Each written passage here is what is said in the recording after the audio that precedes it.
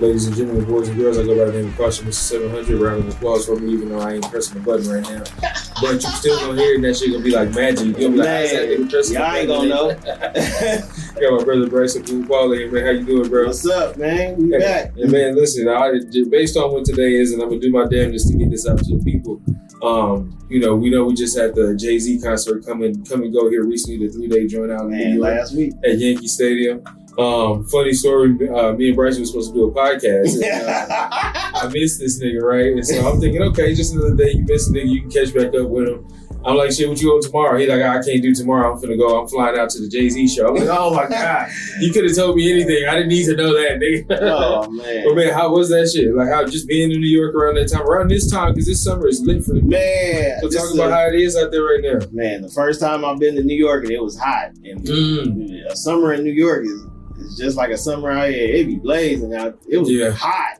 Yeah, the last time I was in New York, it was like September. It was September 11th a few years ago, and it was hot as shit out there. Man, right? But it was, man. Just even from here to go to New York, it was so many people on that plane going for the Jay-Z show. There was so many people in Dallas out there.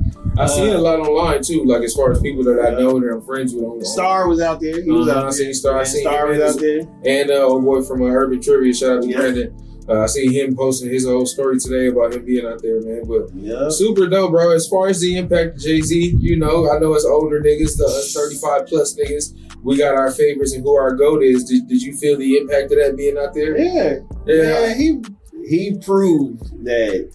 So with no hindrance of him falling off at no point, did you look like, Jay-Z ain't got it. Nah, man. He cut the dreads off. He cut the afro off. He looked younger. That shit shaved about 10 years off. Man, he cut everything off. Then he came out with the Caesar. He said, I'm back. With the Yankee hat and the Caesar. He said, I'm back. I love the look of it too. Like the way baseball stadiums look. You know what I'm saying? And on camera, the professional shots that I seen of no, he took, so you know how you got the Yankee flags on the whole stadium? No, he took all that shit down and put Rock Nation flags. Are you serious? Yep. Every flag was a Rock Nation flag other than the American flag. And he said, hey, but he had, even though he's from New York, he had New York in a chokehold for the whole weekend. Like he had the pop-ups.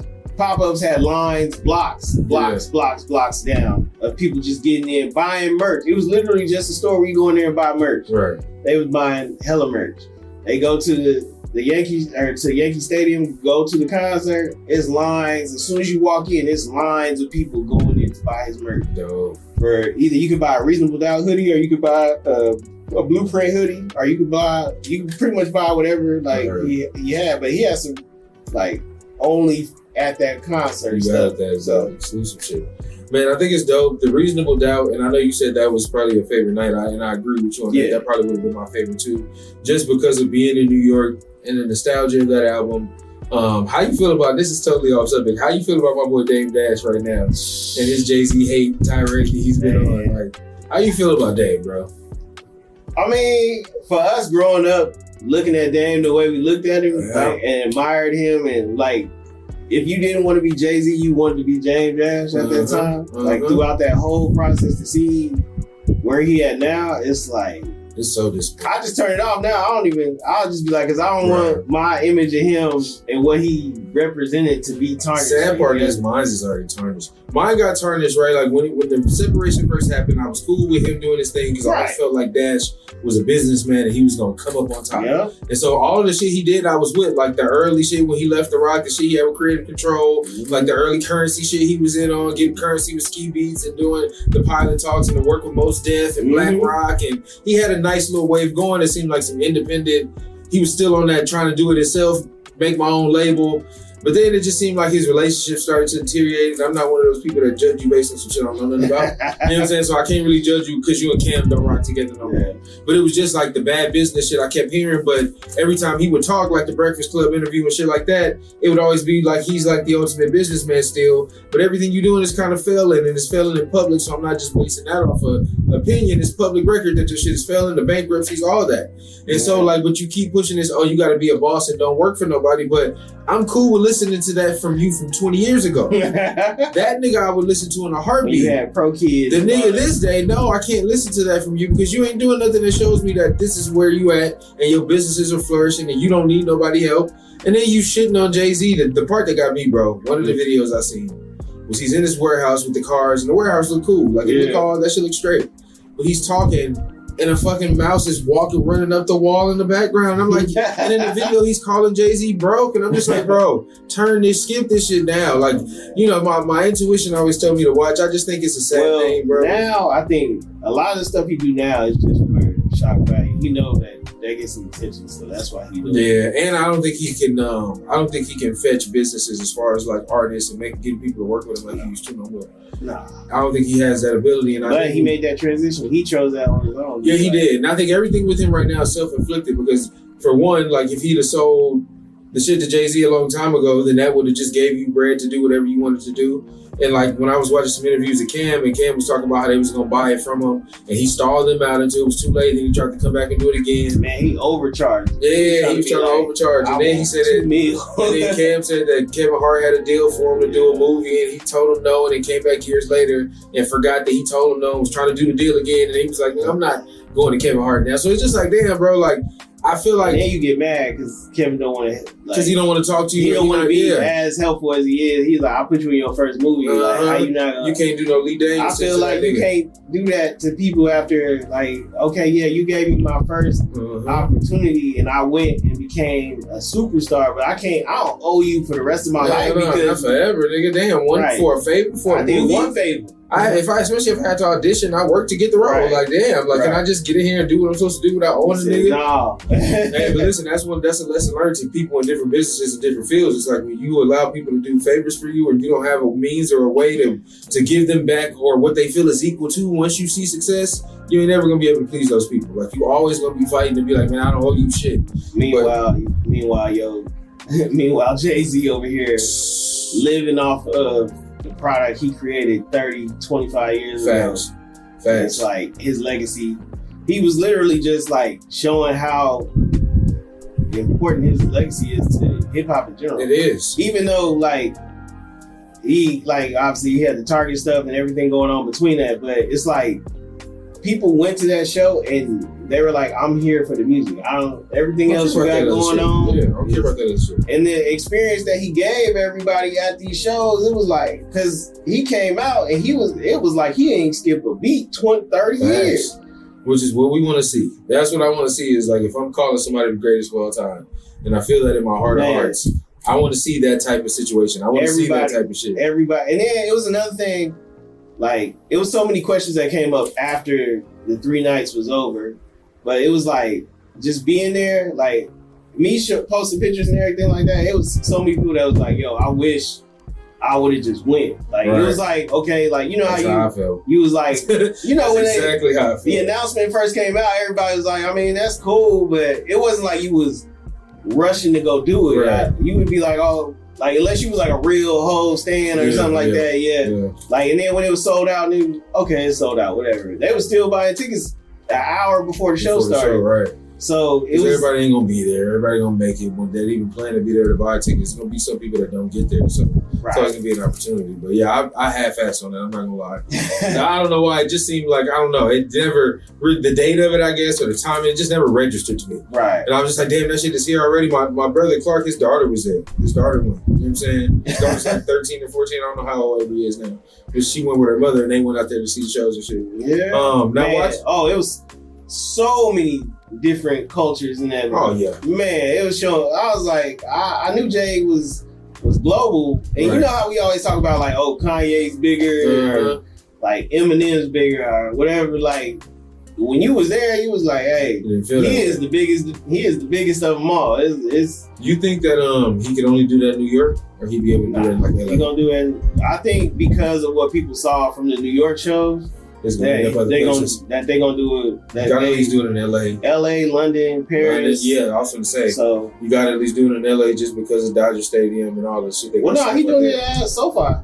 Oh, he is. Yeah, that's a better arena though. But it wasn't even just that. It was just like the aura that he brought to Yankee Stadium. It was like all right, it was nobody over there. Nobody in there was under the age of like 35. Honestly, nobody. I mean, yeah, people brought their kids, but it was young niggas don't like 99% of the people that was in there was no. I thought it was gonna be for the blueprint. That I thought it was gonna be the YNs in there. Like I thought it was like people that because it was 25 years, so it's like okay, people know about it, like in their 30s, early 30s or whatever, know about it, but no, like. Everybody that bought a ticket in there was like at least over 35. Oh. They was over there spending money. They was showing that, hey, we got money. Like, it's cool. We can, $20 for a beer. Psh, give me 2 of them. Give me 3. Matter of fact, give everybody in. Facts. Wait, that hoodie is $100 or $250? All right, give me 2 of them. Facts. I'm here for the experience. Let's go. And then on top of that, he had all the celebrities in there. If you look on there, like at all these pictures, LeBron. I've been seeing them, yeah. Man, all LeBron, Lil Baby, Travis Scott, Wale came, well, obviously the New York Knicks came. Obviously. I mean, every New York nigga was there. Like, right. Especially rappers. Every New York rapper's Instagram that I seen. Fabulous. Was there. All the niggas was there, bro. Yeah. Like, and they all look like they bought tickets to go to the show. Oh, yeah. It was no freebies. Nah. That nigga, what Memphis Bleak say, he don't even get free tickets from Right. But he performed, though. I was happy he got to perform. He was going, listen, he's open for Hov forever. I wanted to see him perform Coming of Age. That's all I wanted. No way. If he would have done the Reasonable Doubt and didn't do Coming of Age, bro, that would have been so disappointing. Yep. Now, after being there and seeing it, even just being there the first 2 nights, did it change your favorite? Because what's your favorite Jay-Z album of all time? No, Black Album. Black Album. Yeah. But it made you like. Did it make you rethink the order or the lineup of it? Man, just based off of the order that everybody had on each night, like the Reasonable Doubt night was the best night, I think. But a lot of people would say it was night 3. Because of the guest and shit. But not including that, because that's after the fact. I think the fact that he based the first 2 nights on specific albums is kind of the 2 that I'm comparing, just because you get the full glimpse of the album in its whole, in its entirety, and I think that's a different way.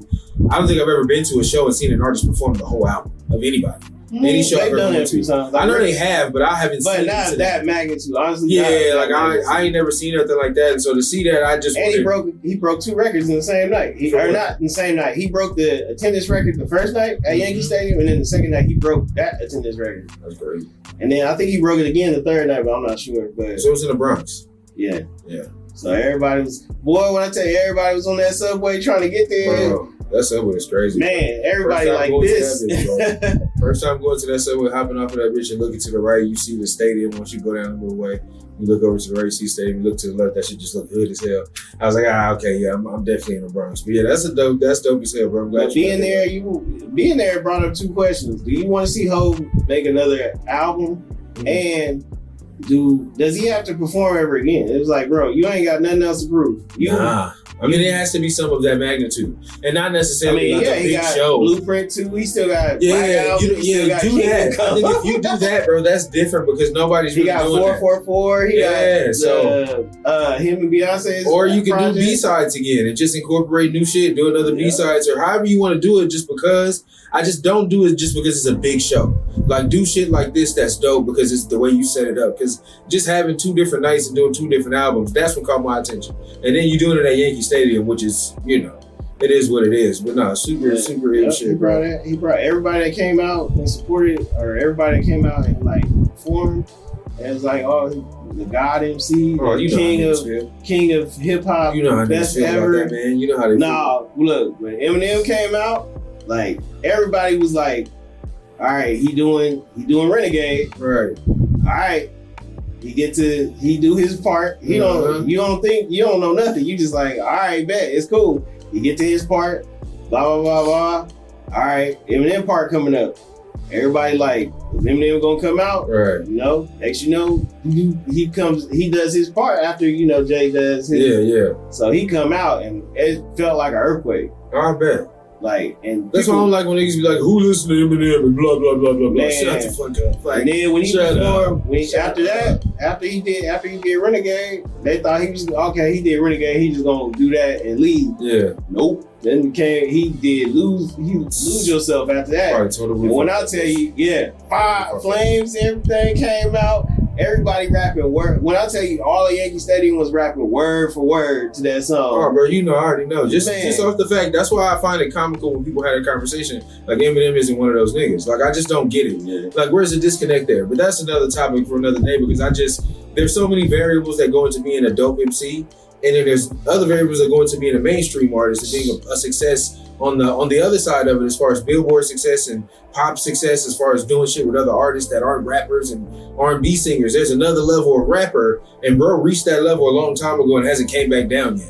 I mean, he mentioned that, he mentioned like, I wasn't the biggest selling artist and like all that at these times of what was going on. Yeah, I hate that. When he talks about Reasonable Doubt, that was the first thing that came out. He's like, first week it sold 43,000. Mm-hmm. Like, nobody believed in it. I got bad reviews, all that. And look where we are now.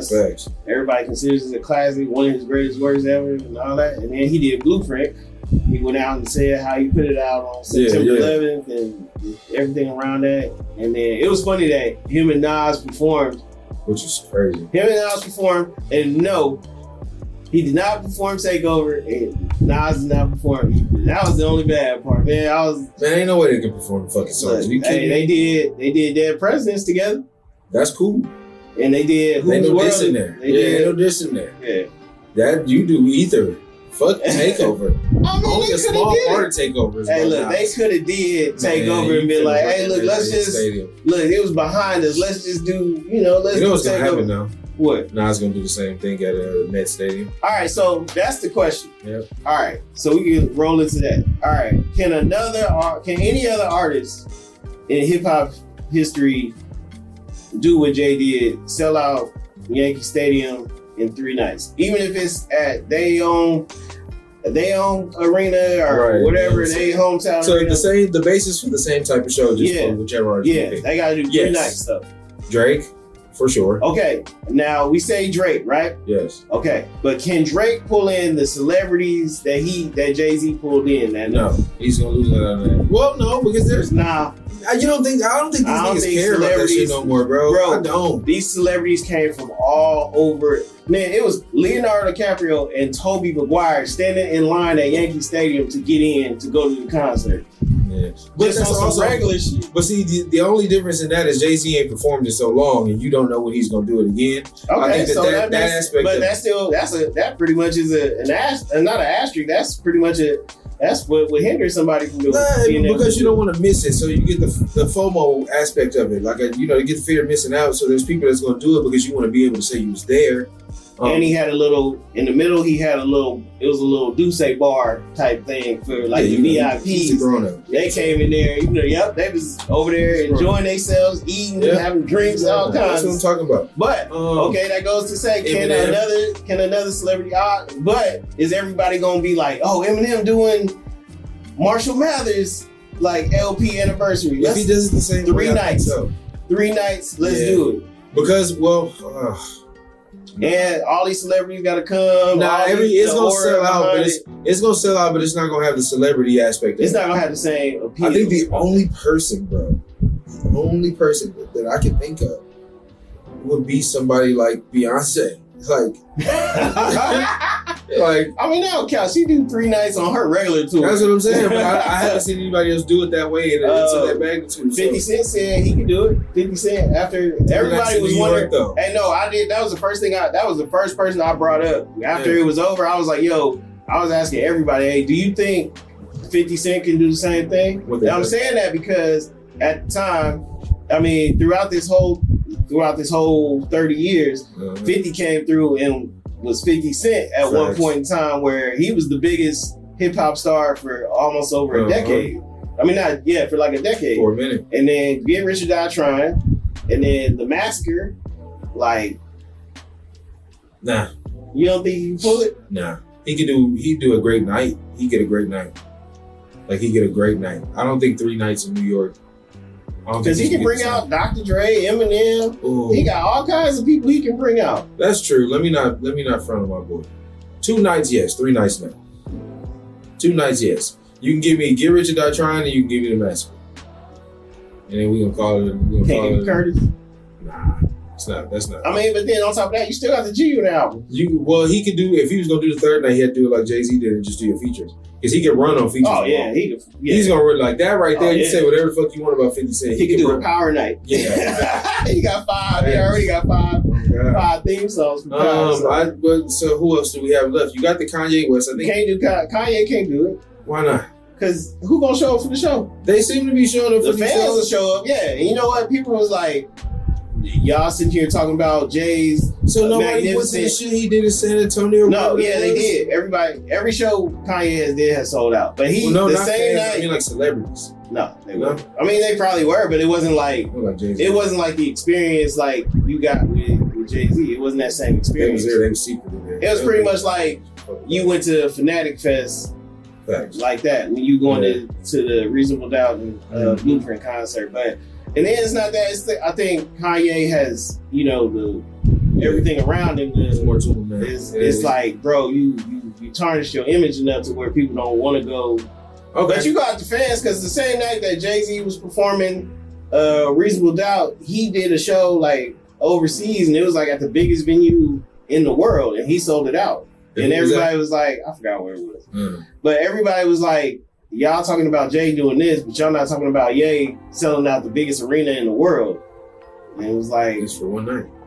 It's not the same effect. And he's doing it. I think that's the part about it that people miss out on is because, and this goes back into a conversation where we was talking about being in the top 40 and blah, blah, blah, blah, blah. Yeah. I hate that conversation.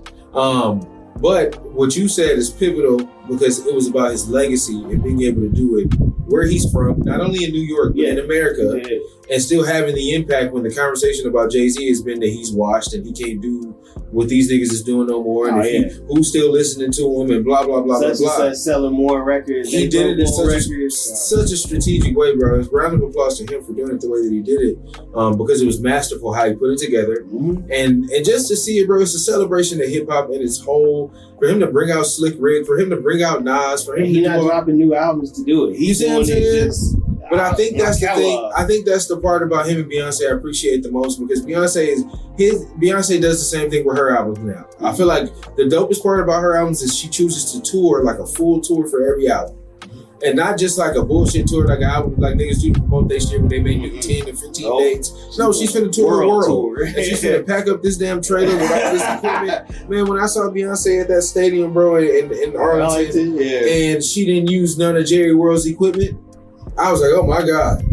She had her own sound system. She had her own screen. She didn't use the screen in Jerry World, bro. And that's when I was like, damn, this is different. Like, this isn't like your normal show. And so they operate differently, bro. I just thought everything they did was masterful. And shout out to them, bro, for always embracing the culture in the way that came out for Reasonable Doubt. She came out for Extra Innings. That's dope. Blew the roof off there. That's what it is, bro. And so when I'm thinking about it, I don't think no other rapper. I think you can take all the rappers off that list. Yeah. It would have to be another artist of that magnitude that's not in the rap category. So Jay-Z for me would be the one.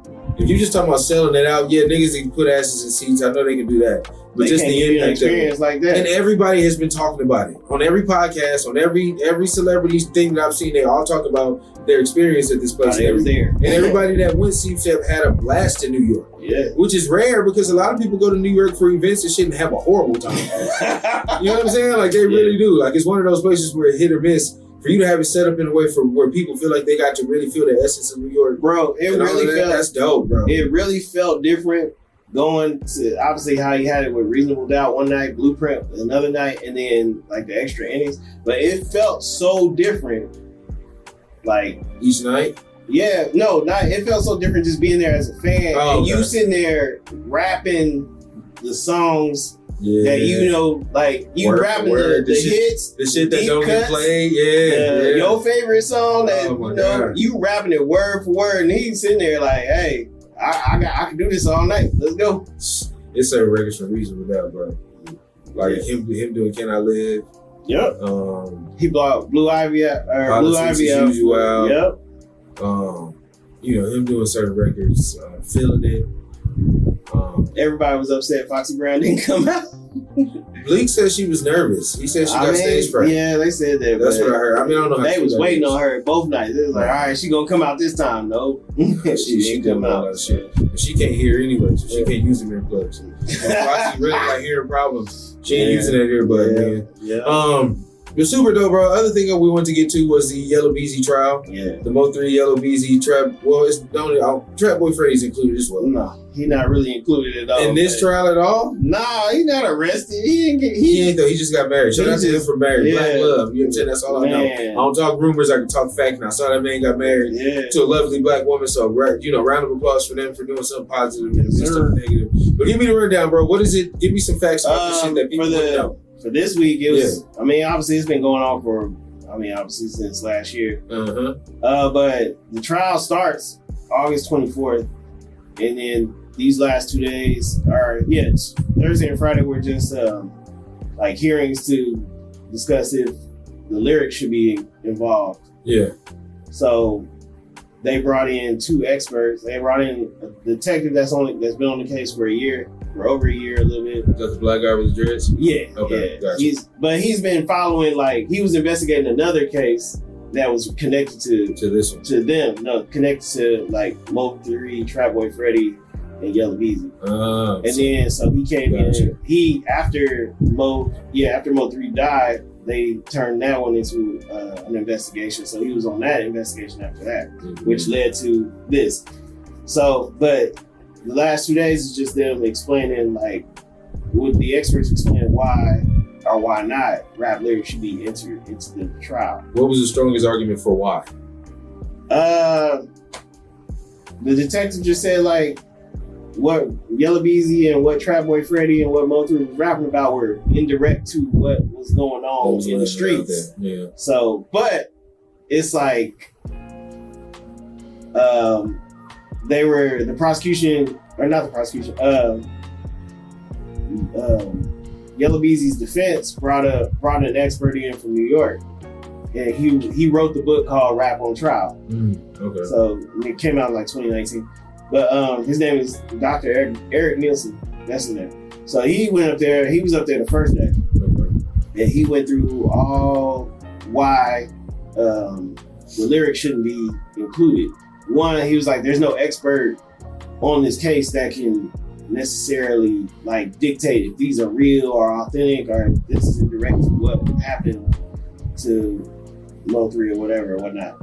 So they were going off that, and look, they went all the way back to where hip hop started. Oh my gosh. So they was like, hip hop started, the prosecution was like, hip hop started in the Bronx. Rap music started in Africa. They went all the way back that far. I'm like, give them the history then. D-Town? Okay, let the niggas know. Get them the history of this shit so they know. They was talking about when Dallas hip hop started.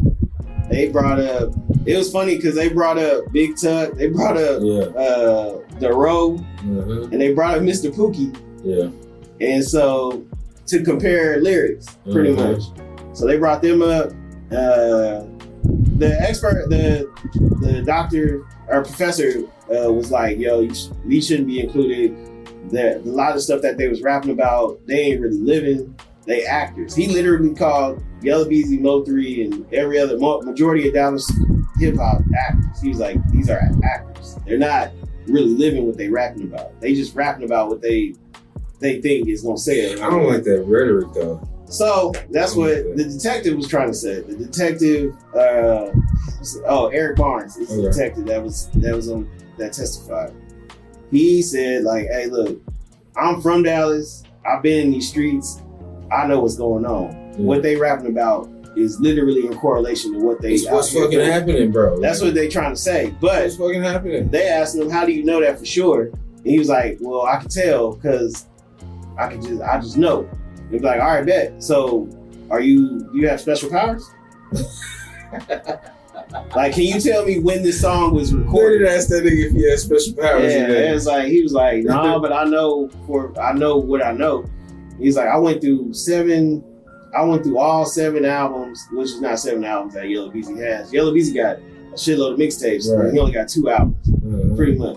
If you consider, I don't know if Back in Beezy is considered an album. I think it's still considered a mixtape or something like that. because I know he was still working on his second album that was supposed to be executive produced by Lil Wayne.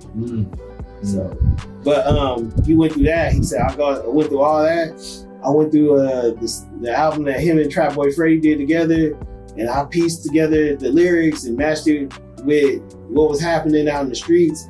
They went and looked at Mo 3's old music. And bro tells the whole story. Man, they were saying like he ain't really rapping about what he living. They said he was a lot of the stuff that he was just making up from hearsay, from what he heard or what he saw. And then they brought up other people that were, other people that in rap that, they brought up Rick Ross. Rick Ross is a drug lord on the mic, but he was a probation officer. He went to college for football.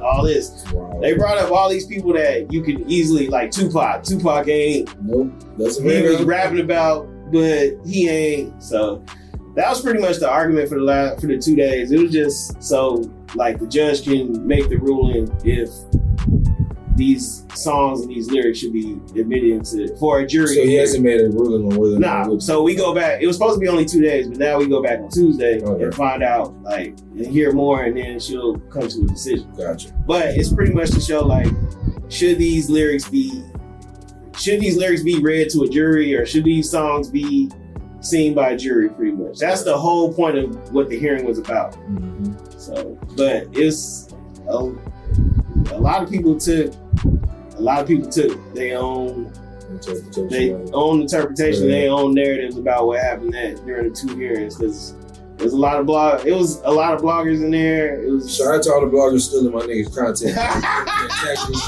Lucky I got the button to press my bomb to shit right now, because I be telling y'all niggas stop stealing bro content. Okay. What we gotta start doing is every time you go up there, bro, no matter what happened, we're gonna film a segment that same day, and we're gonna put that bitch out about the next morning, so that way you can tell your own story. But but they can do the same. They still can do the same thing. It don't change shit. You can steal it. They can go in there. So it's different they just gotta learn the guidelines. That's all they gotta learn. It's the guidelines of what you can and what you can't do in there, can't do in there. Mm-hmm. And then they gotta understand that your personal opinion or what's true doesn't matter in the courtroom. Just based on the facts. You gotta be like, hey, look, it's not what you know, it's what you can prove. And they in there, such and such lying, or that professor don't know what he's talking about, or the detective lying, or no, that's not what really happened. This is what really happened. And it's like at the end of the day, it's like, it's cool. You know what? You can have that, but you can't bring that into the courtroom. No, you can have that feeling. You can have all that. Like, if you knew 100% on what happened, if you're not testifying, it's really no point in you sitting there trying to say something about it. Just let the shit play out how it does. Right. Which is why we have the legal system to begin with. Now, I would say, hey, look, y'all, the bloggers that go in there, man, y'all just gotta learn how it works in there. Don't just go in there and be thinking you can do whatever you want in there, because then they'll kick you out. Oh, for sure. Or they'll bar everybody. They'll be like, hey, the judge could be like, hey, look, y'all in here recording stuff. Y'all got meta glasses on. Y'all in here doing all this extra That's stuff. So wild, bro. Y'all doing this and that. Y'all disrupting the case, or y'all causing issues in the case. So ain't nobody coming in here. Everybody got to get out. Fuck it up for everybody. Yeah. Everybody got to get out. Right. So I'm definitely interested in seeing how this shit gonna play out, man. I kind of in the back of my mind have a feeling of what took place here. I won't say it until I get more information. Based on the decision of what the judge decides with the entry of rap lyrics, it'll definitely have a huge ripple effect. It has to. On the Dallas scene. Because they can go right to these songs and shit that I've been hearing and that they've been posting with these niggas talking where, Trap Boy Freddy, certain shit that he made, you talking about a nigga getting shot at 135. You talking about you literally calling it out. A nigga trying to run and getting shot in the back of the head. You was outlining shit and doing songs, even that little clip that he had where he was showing Yella that song online, or they was talking online, and the nigga Yella just kept laughing because he knew what the fuck he was doing, bro, and it happened right after the nigga died. You couldn't even wait until the crime scene was up, nigga. You was going live on 35, going the opposite direction after it happened. You really was out here in the field. But that don't necessarily mean you did it. I mean he did it, but I think that was an issue that they should have not talked about, but it should have been addressed in the courtroom. something that I felt like wasn't argued was the fact of what a rapper's like ego is about. Right. Like, think about everybody in the past. Like 50 Cent. 50 Cent didn't have to do none of the stuff that happened to Ja Rule or something like that. But he gonna make a song talking about what happened to Ja Rule, That's right? True. That's very true. And then, or he ain't gonna waste no time going online. Ja Rule didn't sell no tickets to no show. I made sure he didn't have no tickets to no show. You don't know if he had something to do with it or not. But he just on there doing what he do because he can take advantage. Yeah, that's why I say I got to see what the evidence is and what the facts is going to be presented, because it's just too tough to go basing it off of, what you get from these bits and pieces and the things that have been discussed right now. But I hate it for him. I hate to see anything going and man. Put up like that, because it's just a different thing. Yeah, man. I don't understand that about the bloggers that went in there too. Like, it was like this was entertainment to them, and I'm sitting there like, hey, look, I really don't want to be in here. Facts. Like, not because I'm cool with or I like Yella Beezy music or I'm a huge fan or nothing like that. Like, it's just what the reality it's like I'm just doing like what I'm supposed to do. Facts. On top of that, but it's like I'm not here for entertainment, and I'm not reporting it for entertainment. I'm not reporting it to be like, oh yeah, like I want people to like get a laugh out of this or do that. Yeah, I think that's people look at things in a very narrow scope, and like the way that they judge things is based on what can I get a click off of, or what can I get a rise out of people, or let me be the first one to talk about some shit that may have happened without all the information, and so you start reporting shit. It's like when they find out, they'd be like, he found out he's guilty. Oh, he's guilty. I knew it. Fry him. Like, I told y'all he ain't. When they find out he's not guilty, he still ain't. I told you, he can't win. It was a lot of this shit is set up for it to be failure for any nigga that goes through anything. Man, as soon as you go through it, you're automatically guilty, and even if you prove it innocent, there's still that inkling of he probably really did it. You get that OJ syndrome. At the end of the day, somebody died. Facts, which is horrible. Like, somebody died, somebody on trial, fighting for their life. Yeah. Like, and it's not like they are literally fighting for their life. It's not like you sitting here saying like, oh, he's gonna get 50 years or something. Like, no, they trying to literally give him the death penalty. The craziest thing I seen about Yella Beezy since I seen him pop up for this is how much weight he lost. Oh yeah, he was like a totally different person. Yeah, he was lean. Yeah, I saw a video of him. He was doing something. He was writing or something. He was at home and he was doing something online, and I seen a video of him. And I was like, damn, he looked a little. But then when I saw him walking in the courtroom, I was like, oh, bro, it's stress. Like, that ain't nothing but like you ain't. You think that's stress? I think he gotta be going through it, bro. I mean, I remember the first not trial date, but the first hearing date. Like, when you could hear him coming from the back, and it was like you could hear him like shackled. Like, it's like it's the eeriest feeling ever. If you sit in not in an empty courtroom, you sitting in a courtroom and they bringing him out or bringing like somebody out, all you hear is shackles. That's just eerie as hell. Oh, for real. And then they bring him out. He was big at that time. Like, he was bigger than what he normally is, I guess, or I don't know. But he a whole different person now. Bro. He slimmed down. So interesting. I'm gonna definitely keep tabs and it should be televised. They said they working on getting it televised because it wasn't like, all right. So look, all right. It might be televised, but it's not gonna be televised that y'all like. Everybody not gonna be in there with cameras and all that. Like, they literally had the dude standing outside the courtroom with the camera focused in from the mirror of the courtroom, and they had sound in there so you could hear what's going on. That's it. You wouldn't finna get the whole cameras in the courtroom and scan it and zoom in on this thing. And that's the first I've seen it happen. Because most of the time, I don't know why. Like, just here they just don't do it. But every other state, most likely they'll have cameras in there. So. Rest in peace, Mo3 as usual. Shout out to everybody that was involved with that. Hopefully y'all got your ducks in a row. And what's right is right, what's wrong is wrong, what's guilty is guilty, and what's innocent is innocent. So let the legal system play out. You're not one of them 12 people on that jury. Just watch, sit back and just learn from it. Just learn something you didn't know. Because I'm sure you don't know what you think you know. That's one thing I always learn with these kind of things. you'll learn shit that you didn't know, and then be like, so I jumped to conclusions on that. So. Yeah, man, they said he was snitching after, and I was like, I was in the same room with y'all. He didn't snitch. Yeah, you come on, bro. I was like, that's always the first thing we go to in rap. I'm so tired of it. I'm so sick. Like, I don't care who snitched. I don't care. Like, I was watching a podcast about like he interviews I can't remember the name of him. I'm sorry, but he interviews a lot of like criminals, like I don't want to say criminals, ex-convicts, people that. Oh, the white guy. Yeah. Because so he did Ali Sneak. Yeah, he was interviewing this one guy one day, and the guy was telling me, he was like, I don't believe in the street rules because a part of the street rules are snitching are in the same book. And he was like, there's no way in any situation where this is not a part of the game. Like, that's a part of it. It's just like if you go into any business and you have an expectation of what's going to work, what's going to be profitable, what the parts about it is that's going to fail, and you're going to have to like cut that off anyway. That's what that snitching falls into that. Like, you're going to have a part of the business that works perfectly. You're going to profit off of it. You're going to live your life. But then you're going to have motherfuckers trying to rob you. You're going to have people snitch on you. You're going to lose. You're going to have women trying to take from you. You're going to have all kinds of shit. At the end of the day, it's just you. It's just a part of the game, bro. So I'm so sick of the rapper rhetoric. And a lot of these niggas don't be built for nothing. It's like they don't be built for anything, and then they get involved in something, and then it plays out in real life in real time, and then you see like all this shit is a facade. Yeah, they was playing a video in there of him in the hospital, and I saw the same video as everybody else in that courtroom. Right. Next, you know, we walk out. For the past 2 days, they were like, "Yeah, he was in there snitching.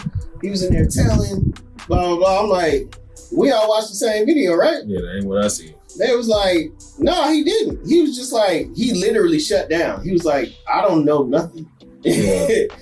And so they told him who shot him. They was like, hey, look, we're gonna tell you who, because he said like, all I remember is flashes. I don't remember, like, I didn't see the car. Oh, you talking about when he got shot on the highway? Right. So it's a video of him in the hospital that they showed in the courtroom. Yeah. They see him in the hospital bed.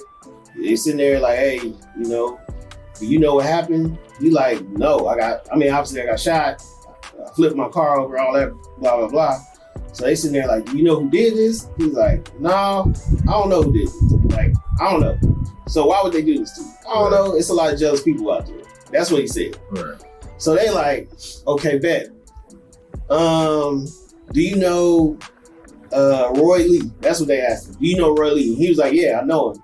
He was like, how do you know him? He was like, you know, he a comedian that be talking shit all the time and shit. I told him when I see him, I'm gonna beat him up. I saw him, I beat him up. Yeah. That's not necessarily snitching. He was just saying like, we have beef because of that issue. And that's what happened. I beat him up. And it's me, I'm talking about myself. Right. So but he was like, this happened years ago. Yeah. When we got into our issues, it was years ago. And so they were like, okay, bet. So you don't know anybody else that tried to, like, nah, I couldn't think of nobody else, man. It's just jealous people out there. Okay, bet. The cop is the one that tells him, hey, look, I can't tell you who did this, but I can tell you a good idea of who we know did it. Right. They like, but it can't leave this room. Now, remind you, we sitting here watching this in the courtroom, so we all laughing like he telling them this, and he's like, it can't leave this room or whatever. So, yeah, he asked you, like, are you sure you don't know who did it? And we like, no. Do you know this person? Do you think they did it? Do you know a dude named Rainwater? Do you know a dude named O3? Like, yeah, do you think they did it? He's like, I can't tell you. I don't know. All right, bet. As long as they don't leave this room, we gonna tell you who the car was registered to that we saw in the surveillance footage from your shooting. Yeah. They were like, okay, look, Yellow Beast said he don't know what happened. They told him, hey, it was a van that pulled up on the side of you, opens the van door and sprays up your car. That's what happened. The car is registered to a guy named Sean G. Do you know a guy named Sean G? And he's like, yeah. He's like, how do you know him? He's like, I mean, we had some words in the mall. Like him and his girl is sitting there like, we had some words in the mall, but it wasn't like anything like he was threatening or nothing like that. We were just in there talking and making sure we didn't have no issues with each other, and then we left. Right. All right. They was like, all right, bet. Well, the car is registered to him. And Sean G is Mo 3 security guard. That's what they said. Right. So they're like, all right, bet. Do you want to press charges? Nah, I'm not going to press no charges. Yeah. I'm sitting there like, that was what happened in the video. I ain't pressing no charges. His girl was like, I'll press charges. I'll testify. They was like, well, you can't do it because it didn't happen to you. Right. So, blah, blah, blah. So, obviously, we watched the video. I leave the courtroom just like everybody else. We go online. He snitching. He snitched on Roy Lee. He did this. He snitched on. I'm like, bro, we saw the same stuff. Gotta get it clear. Man. So they ran. Obviously, everybody got huge numbers. So they sitting there like, I knew he was in there. Like, come on, bro. That's not what happened. No, you'll find it. And then usually once you click into it, you'll see it's unsubstantiated claims about nothing. Yeah. So that's usually what it is. Yeah, man. Definitely an interesting thing to see. I hate that shit comes to shit like this. But I gotta ask. Okay, so I gotta ask you. Being that you've been a rapper, you've been in not in these situations, but we've all seen this play out before, man. Right. But as a rapper, you go through this situation and you come out, whether you come out guilty or not guilty. How do you handle, or how do you I would say, how do you engage with the local rap scene and your fans after that? If you're guilty, it's kind of over with. So that's kind of like one of the things. If you're guilty and you go to prison, everybody can't be Tory Lanez. And so like that's one of those things where I consider that a wrap. Like even if you in there, I just don't see any way. At this age, if he was maybe 18 or 19 and going through this with the possibility of getting out later, then yeah. But just the way this, if it's murder for hire, you gonna be in there, bro. Like that's just kind of the way the system is set up. But how do you handle this? Because like the whole time you leading up to it, it's like everybody forming their opinion against you. I think it also depends on where you were in your career prior to going into the situation. Right. And so whatever direction or whatever the trajectory was prior to the situation, it's only going to go deeper into that direction. Mm-hmm. So if you was going up and this happened, then you get the YNW Melly shit where everybody's paying attention to the trial, they fuck with your music, there's still an opportunity for you to get out and be an adult at some point if it's not life, not for him. Depending on what it is, of course, the charges, whatever. I think in this case, it's like, bro, you kind of up there in age. But you go back out into your where you grew up. You pretty much go back out into the place that raised you, the place that became fans. Not the place that, obviously not, but I'm saying the city as a whole. The place that literally watched you grow up and literally turned you into the star that you are today. And it's like, you have all these opinions about you because obviously you're on trial and all that, and everybody thinking whether you did it or not. But then how do you interact with everybody after that? It's like, dang, I don't know. I just think it's in a tough spot because people are going to feel what they want to feel about you either way. Right. In his situation, there's nothing he's going to be able to say. Even if they say you're not guilty, you didn't have shit to do with this. Everybody that knows something about something, just like that cop said, is going to feel like, I know he did it. You know what I'm saying? We couldn't prove it. It ain't about whether you did it or not. It's what they could prove. And they couldn't prove it, but we know he did it. And so I think that's not going to change. I think you're going to have those people that rock with you, and that's who you got to focus on. And whatever message that you push into them that they okay with, that's cool. I get it. But you're not going to be able to change the people that feel adversely about you. It's never going to fucking change. It's going to be that way forever. Like my opinion on certain niggas, it's been that way. It's just like you'll never change my opinion on R. Kelly. There's nothing you'll ever be able to tell me. There's nothing you're going to be able to tell me about certain people because I already have it in my mind made up about who they are.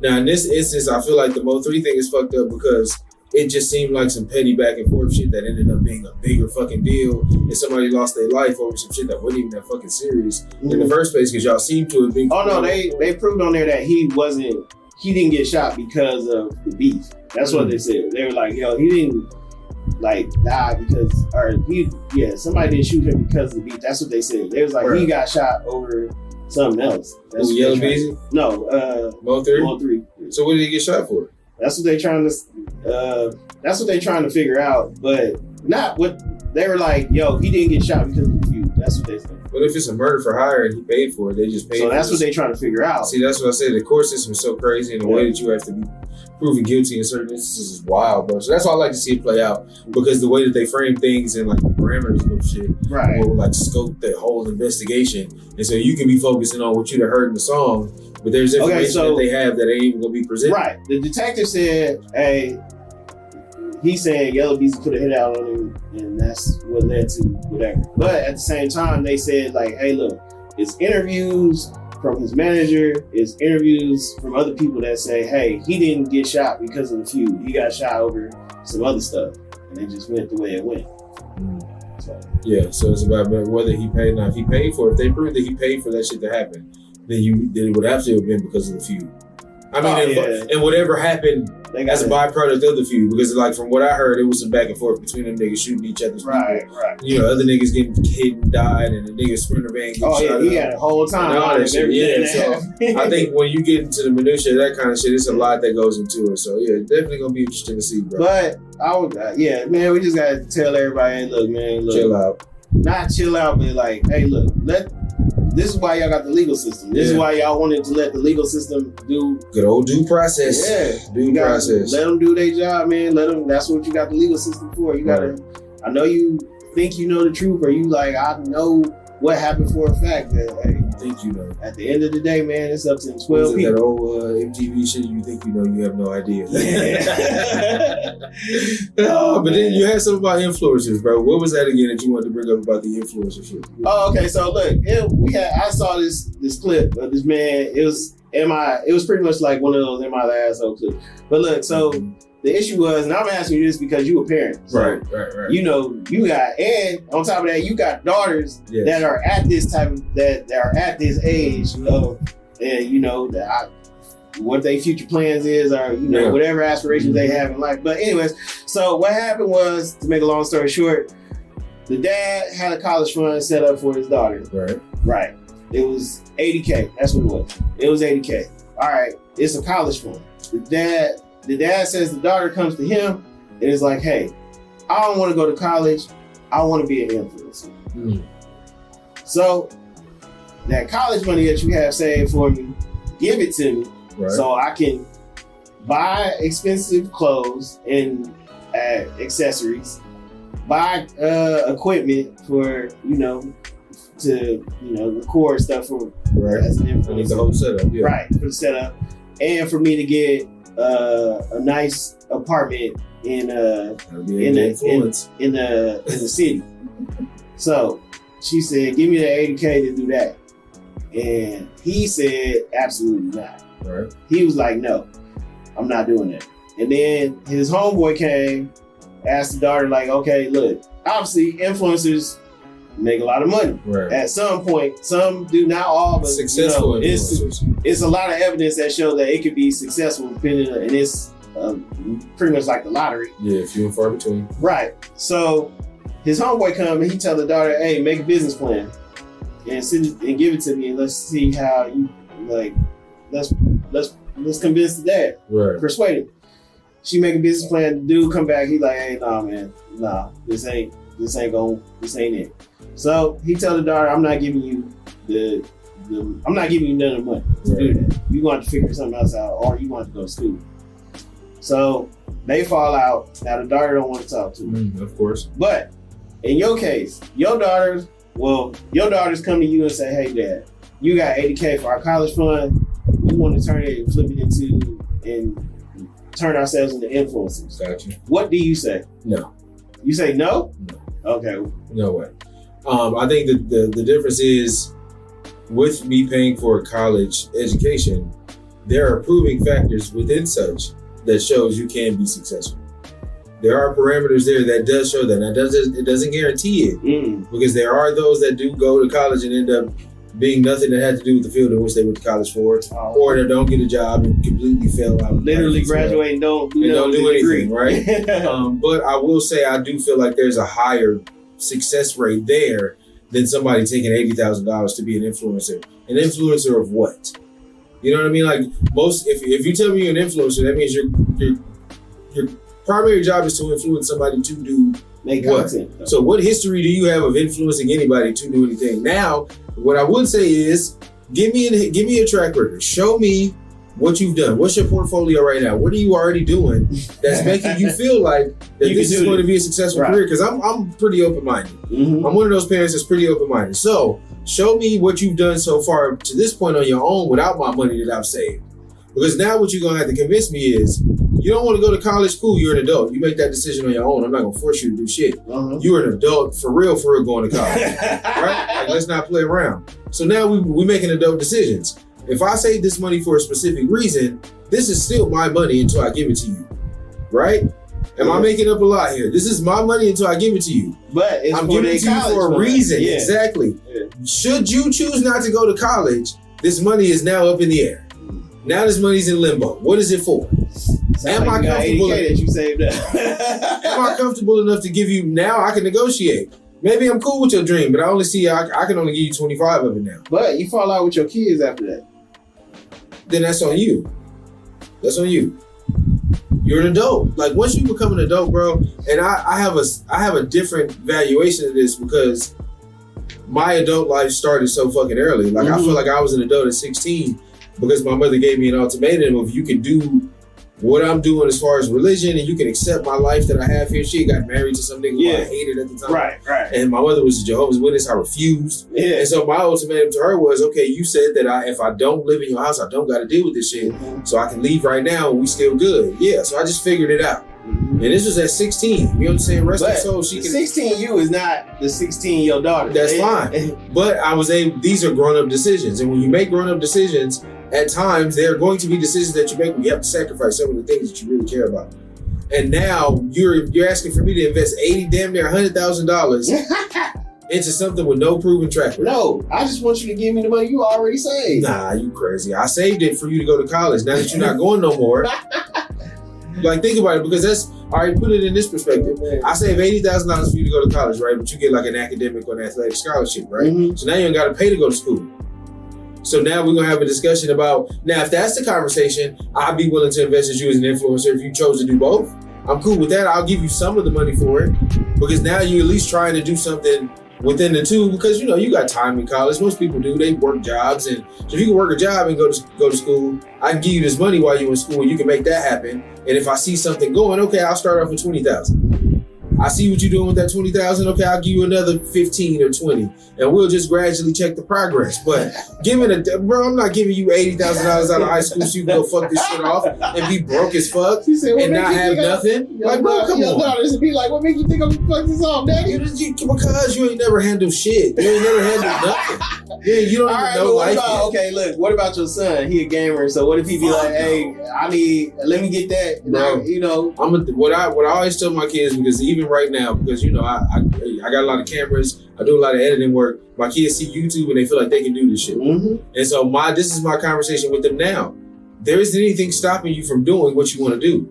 Like, I'm not an excuses type of nigga. You feel like this is something you can make $1 million off of, I'm all for it. But don't tell me that's what you want to do and then you half-ass it or don't go the way you want to go, because at 18 you haven't dealt with failure yet. As an adult, you may have dealt with what failure feels like as a child, but I'm still there as a crutch for you. As an adult, failure is much different, has a completely different face and personality, right? So I give you $80,000 and you fail, I can't guarantee that you can even bounce back from that. Right. I don't even know if you're gonna know how to function if this don't work the way you want it to work, right? Because you ain't never failed at nothing, you ain't never even put anything into something. You want me to put $80,000 of my saved money into you fucking selling this teeth whitener or whatever the fuck it is you doing. Right. You know what I'm saying? Like, it ain't even nothing because that influencer shit, yeah. You making content every day, getting products and shit for people and trying to convince people to do it or use this shit. Like, but you don't want to go to college to where you can get an education and like learn a skill that can possibly teach you to do something else. I just don't see it. Maybe I'm just not as modern. But you ain't worried about the fallout that you would have with your kids if that happened. Listen, bro. If what I'm doing is out of love and it's not out of spite or malice, I can't accept the way that you take it. But if my intentions are pure and they're purely for you to be in a position that is bettering yourself as opposed to just taking a risk on a shot in the dark, you'll get over it, because in the long run, we'll still have this conversation to fall back on. If there's a better plan for you to use this money for, I'm not saying I'll never give it to you. I'm just not giving it to you for that. Like, I'm not giving it to you for you to do that with. Because if you fail at it, then I'm gonna feel like a failure because I didn't guide you right as a parent. Like, I let you do some reckless shit and I went along with what you did knowing that I know better. Okay, and I try to explain that to my kids now. Like, we have conversations and they talk about shit that they want to do and they do, and like, I know you. Like I know you, right? You. Yeah. Like before you knew who you were, I knew you. And Yeah. that's like the part that you don't understand. Mm-hmm. I get that you grow into shit and you want to express yourself, and you feel like nobody hears you or people don't hear you out. Or I get all that. That's the growing teenage, especially teenage years. That's one of them things. But I know you, and so what you think I don't know, I already know. And like if I see it, then if you know better, you do better type shit. And I ain't got time for that, bro. So we can talk about a plan. You know, if you got a business you want to start, I'm good at fucking pottery. Help me start a pottery business. Or, you know, if I'm great at personal training. I can be a personal trainer. Cool, let's switch the scope of it. Mm-hmm. Let's go to school for that for a little bit. Mm-hmm. I'll invest in your business in that. As soon as you get out of school, you got your own shit. You can run that and be an influencer with that. No, you just give me something else. Like, you trying to sell face cream and shit. Like, fucking be a goddamn Fashion Nova haul specialist. Get ready with me looking ass. I'm not paying for that. I'm not paying for all that, bro. I'm sorry. Like, so I get it. But sometimes with dreams, you got to put your dreams into action yourself. Like as an artist, for sure. Like I never would once ask somebody to invest in me being a rapper. The ones that did, I appreciated them.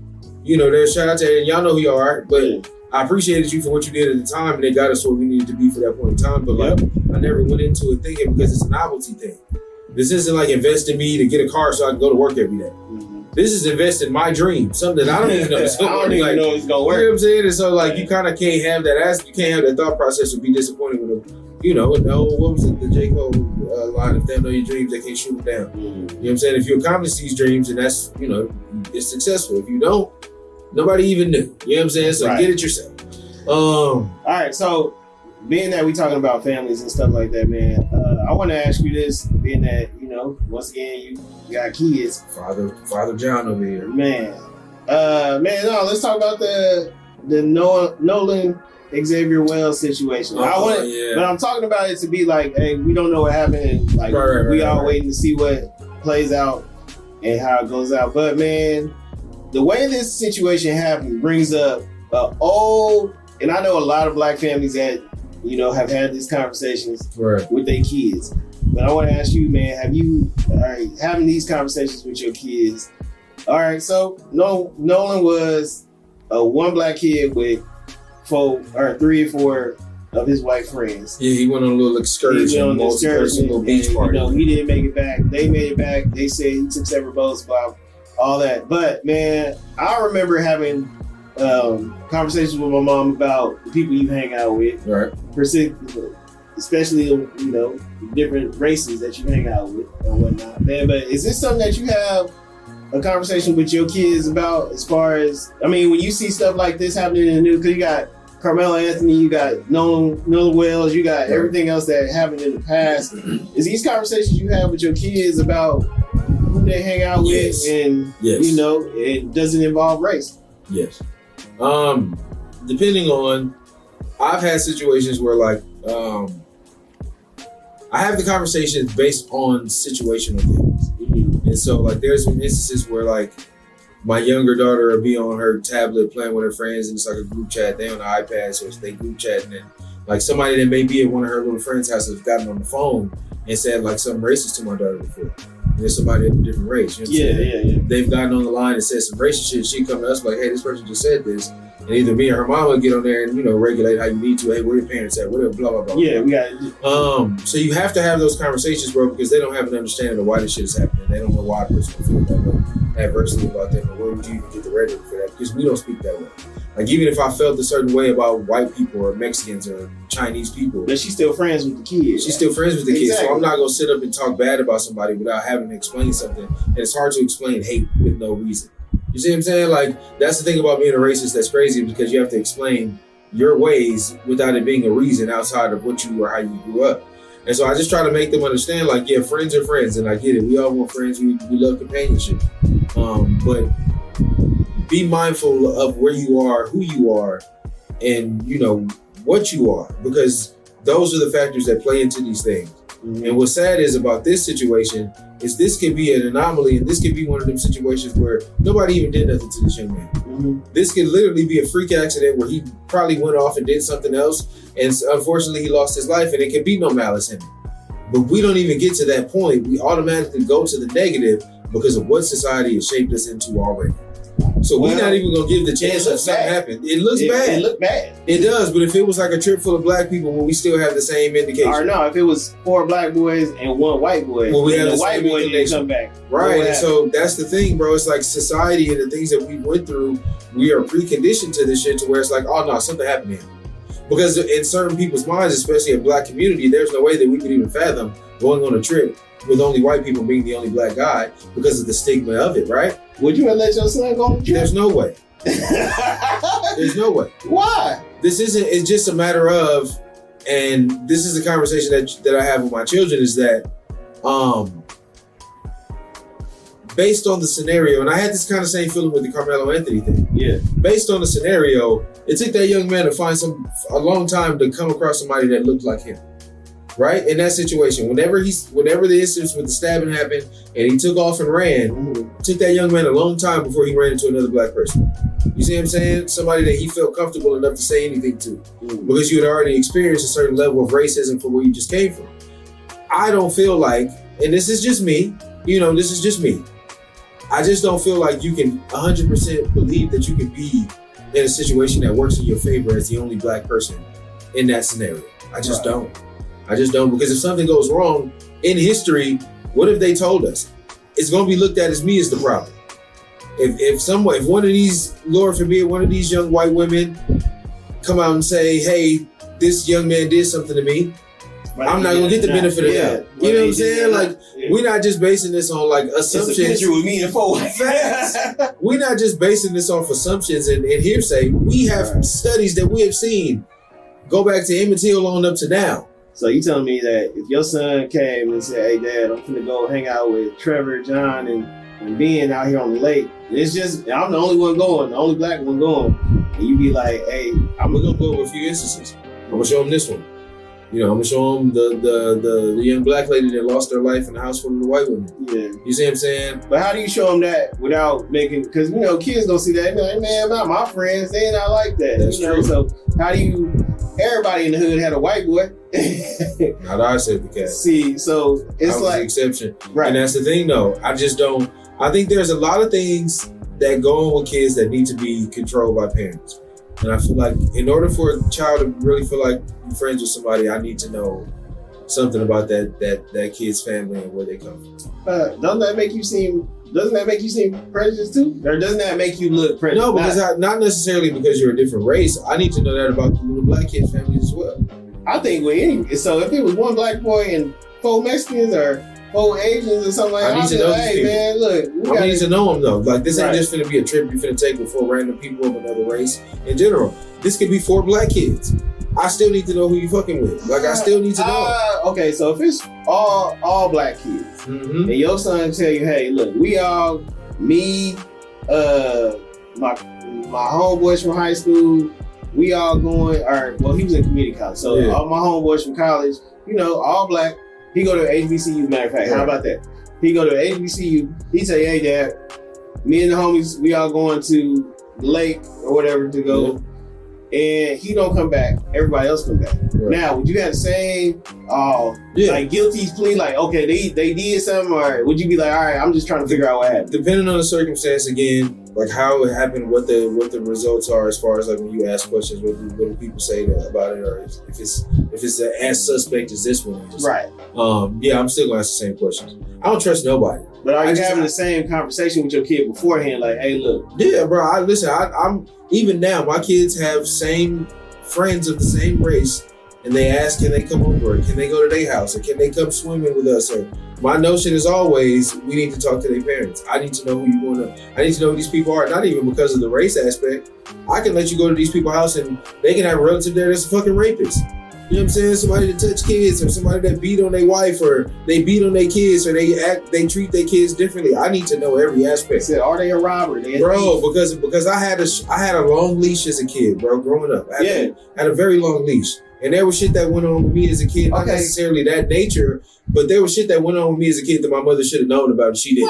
Right. You see what I'm saying? But at the same time, you had a long leash, but you did have conversations with your mom about different instances that happened, like in this situation, or this could happen to you, or be beware. Yeah, I mean, it's always the precautionary things that you get from them. I get that goes without saying. I think my main thing is like when you start to trust people with your life, in instances where your life can be affected, right? So when you start to go places with people, you start to be in their house or in their dwelling place, like these are things that can affect your life.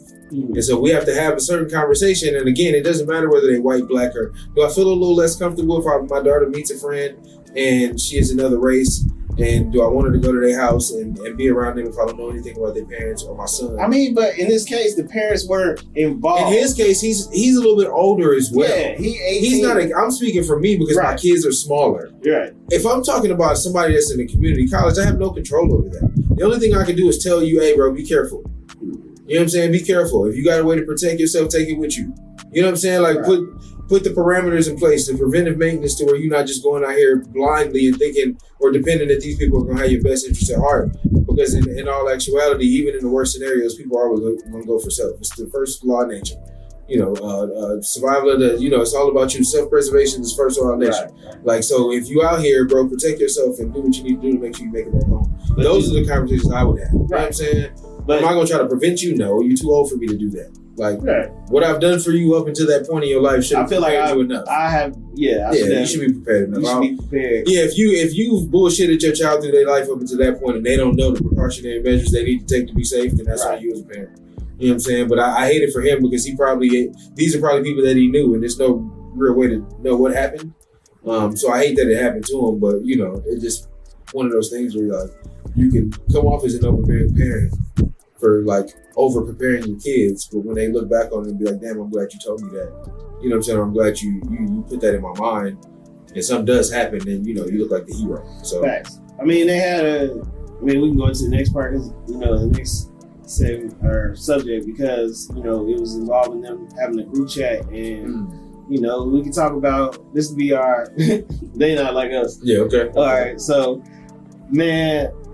Should your spouse, should your spouse be able to, well, I guess not able to, because obviously anybody, they can go look whatever. Right. Should they have access to?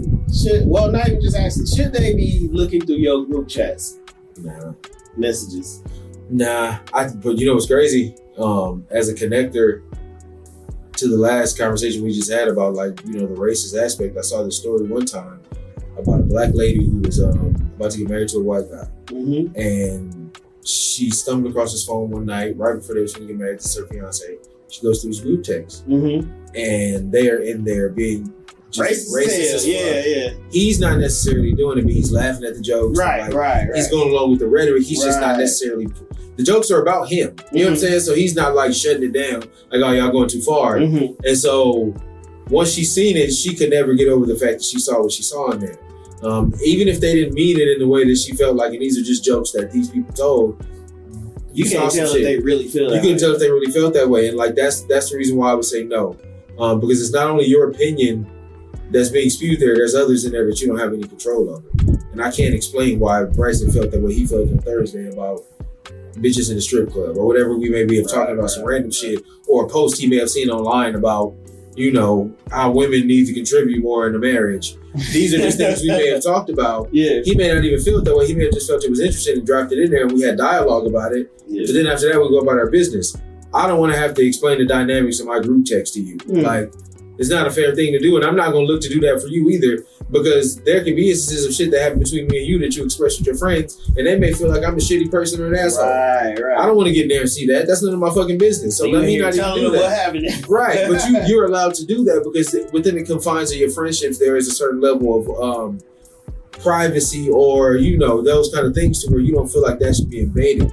And so once you start getting into that, then you lose that bit of space that you have in a relationship between the two, to where there's what we have, there's what me and my friends have, there's what me and the kids have. So this is what you be thinking about in the group. You see what I'm saying? Like now what you're doing is taking away that little bit of myself that I have, and you're including yourself in it, and you're not allowing me the part to process. Like, if you go in a group text and see a nigga that don't like you and he say something about you that he feels, and and you don't give me the opportunity to respond, but you just jump on my ass, pause, right? Then you took away my ability to do so because you saw information, you were privy to something that you shouldn't have been privy to. That you shouldn't have been looking at. Yeah, get the fuck out of there, bro. Like, you don't fuck about what that nigga thinks, so what? Like, or if a nigga in there talking about how he cheat on his woman or something. Yeah, right.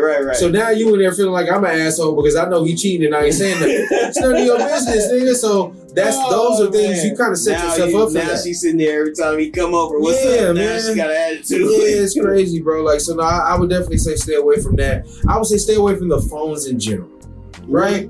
Because as I've gotten older, and this isn't about cheating or like infidelity. Right. I would say it's got to be guardrails. Yeah, because like, there's so much personal information in there. Like I understand the part if I think he in here, I think that person's, or I think my significant other messing around on something. Like, okay, by all means, you got to do your part. Right. Or do what you got to do. I feel like with that, and then if something like, hey man, they got some drug issues or something like that going on that you really trying to find out about.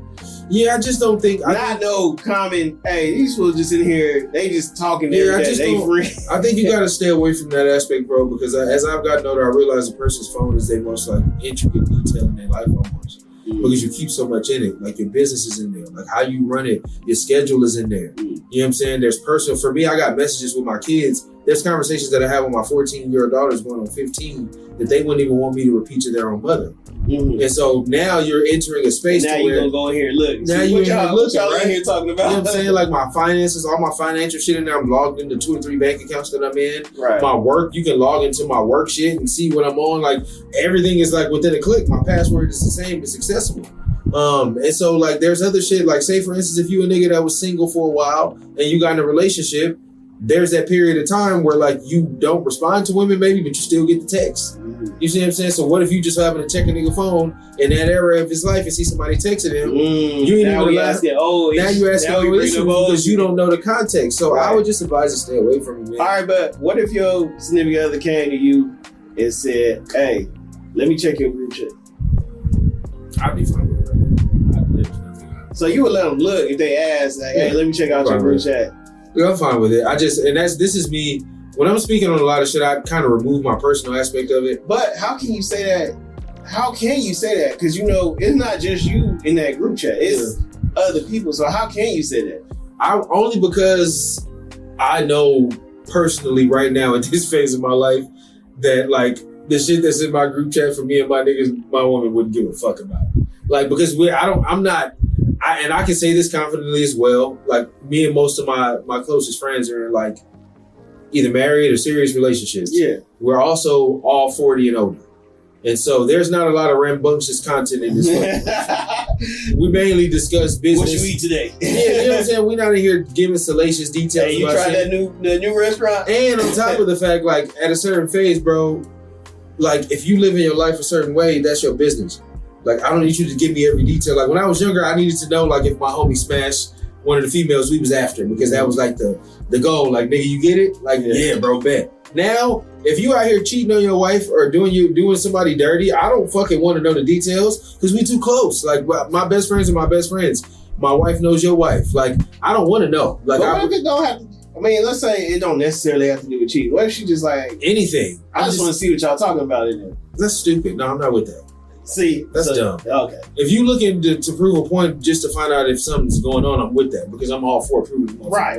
But if you just want to see what we talking about, that's dumb. We're not gonna do that. Nah, that's dumb. Like you want to see what we talking about, and I know I'm not talking about nothing. I'm gonna give you the fight of your life for that. Is it vice versa? I would never want to do it, so I can't really tell you. I don't give a fuck what's in there. Right. I don't want to check your messages because I know how niggas are. I know how men are for one, right? So I'm not. I done that before and went through my wife's phone. This is before we were married when I was younger. I went through her phone before and like saw like messages from niggas texting. I never saw her text back or nothing like that. Right, but I see so many niggas in there. Yeah, there's so many niggas in there. And these are niggas that like people that you felt was friends and like people that may have changed or like on your social media. That was the one that got me. Not so much as the phone. The phone I may have saw like a couple of like niggas reaching out to her that she knew in the past and maybe she had dealt with. I didn't really hold that against her because she wasn't entertaining it. It was messages from like months ago that she had just ignored that I had to scroll to get to. I had a little time. Like at this time I could scroll through.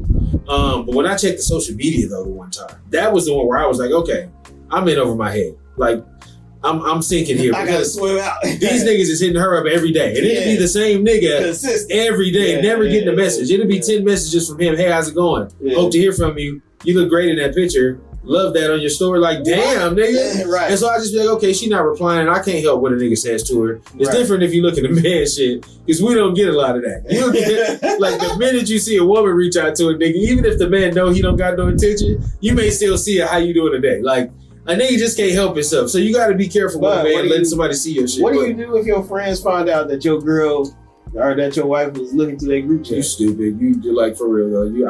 That would be my main part about not. And that's like, what if your wife be like, "Hey, I saw what y'all was talking about." Yeah, that would be my main part of not wanting to do it, because it's a certain level of trust. Issues with your niggas. Yeah, it's a certain level of trust and transparency that goes into the group text and the group chat, and so you doing so without having to worry about if somebody else is gonna see it. I trust my nigga enough to know he ain't gonna put me in no situation where somebody gonna see what I'm saying, so we good. Right. If he is gonna do it, at least tell me in advance, hey, I'm gonna show my girl this chat today. Don't text nothing to her. Yeah, I'm finna go. Yeah, y'all don't say nothing in here between the hours of 7 p.m. to 12 p.m. tomorrow. Don't say nothing crazy. Sports updates, music. Yes, music updates, sports, news, politics. Don't say nothing about me in here. And talking about how much we love our women. Yeah, it's Women Appreciation Day. That's all it is. Right. So, no, man, I think there's just a certain level of things you should have, a space of your own. And that's probably my biggest takeaway with it, with marriage in general. Don't lose those areas of your life to where you need for your own independence. Because if you lose that, you lose a bit of yourself, and then you're tied into shit that's only like mutual shit. So you don't have those times where it's like, I have this. Like, for me, this is one of those things. I don't have a lot of instances where I sit and talk to like men about issues that we go through and things that come up. You know, a lot of times I get with my homeboys and the niggas that I work with when we talk about work. Right. You know what I'm saying? We don't really delve into those things. What if she want to see the work group chat? I'm cool with that. I'm Mr. Business. Hey man, we here. You finna be bored here. You get nothing at that bitch. You gonna see, and I've always been in management, so you gonna see a bunch of texts about motherfuckers that can't come to work. You know what I'm saying? Like, and then okay, you say that, but then what if your girl started giving her opinion about what you should be doing at the job? Like, hey, as far as what? So she see the group chat. You said people complaining at work. They still complaining. You still like? I'm pretty open with it. Like, I'm at a phase where I talk about everything. So I'll come home and if I went through something at work, I'm like, man, guess what happened with these motherfuckers? To the point where we characterize shit. Like, like I just had an instance where I'm at where a motherfucker was complaining a lot and always having issues going on, and eventually she just got fired. And so when I get home, I'll be like, hey, remember that motherfucker I was telling you about with such and such? Got her up out of there today. But what if the girl that got fired found out that your wife was in there reading all the stuff in the group chat? Fuck. Get in the blood. Like, I don't give a fuck. My concern ain't with that. I don't give a fuck about people and that kind of shit. Right. Like, what I talk to my wife about, that is the person that I have no limitations to what conversations we can have. Right. It should be different about what you talk to your wife about versus what hey, let me see the group chat. Let me see what's going on. Because I'm not a liar. I'm an omitter. Me not saying something is not lying. Yeah. And so I don't lie to my wife. There may be things that I omit from her. Why you ain't tell me about it? You see what I'm saying? So if my nigga in here talking about something, I may go in and omit those messages. I was getting to it. Yeah, or I may omit those things that I don't feel like you should know. Like, that's not something you should be privy to. But I'm not going to lie to her. So if she knows something and she asks me a question, I'll be like, listen, that's not something I want to talk about. That's not my business. It's not my place to tell you about. Especially if you got a relationship with like I just told her the other day, I was mentioning me and one of my homeboys doing like a double date type of deal. Yeah. We never really done that. And my wife is like, you want me to do that? Because if I get close with his wife and I find out he doing something, I'm going to tell her.